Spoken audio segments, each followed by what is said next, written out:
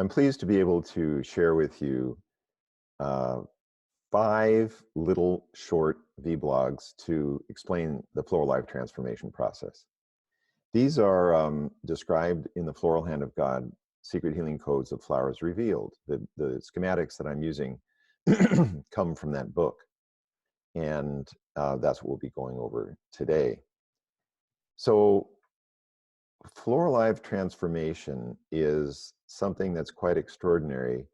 I have a background in energy psychology. I was there when the field was discovered in the 1980s, and I've watched it transform and grow now into dozens and dozens of different ways that people are dealing with transforming the unconscious, subconscious mind.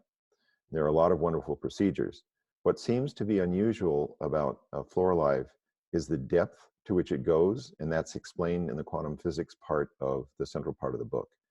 How it seems to reach areas that humans normally cannot access. It goes dimensionally into areas of stored memory. So we'll deal with that a little bit more. But so how do we begin? This is a simple model, the FlorAlive stages of repair. We have 3 things that have to occur. First, we have to clear trauma. Then we enable receiving, and then we maximize potential. So with a smile, with a smile, I speak to people and I say, well, I know that you'd like better relationships. I know you want more money, but where we have to start is clearing trauma. And that is so important to understand that. It's just the way it is. So most people have emotional or physical trauma or abuse. And you can test for that when you learn how to do the whole process of FlorAlive evaluation. That's covered in a video that you can see on FlorAlivetraining.com. And you can watch that 3-hour video. It's extremely instructional. It summarizes the book, and it shows a method of checking the flower essences that way that I've taught at seminars for many, many years.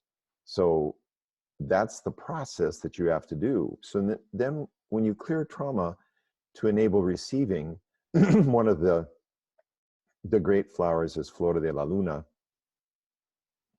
which is one of the first things we always have to check. The person says, I allow myself to receive love. If that's true, then there are very many variations of that. If that's true, good. Then that part is fine. And some people are fine with that, to enable receiving. And then at that time, you try and become powerful, wealthy, influential, so that you can do that with a benevolent underpinnings and create good things in the world rather than what we're seeing right now in 2020, where we've got a lot of crazy things going on. This is the end of March. And so we're seeing the playing out of all kinds of people that are powerful, but probably had some serious problems with trauma that they never cleared. So anyway, that's the first part of our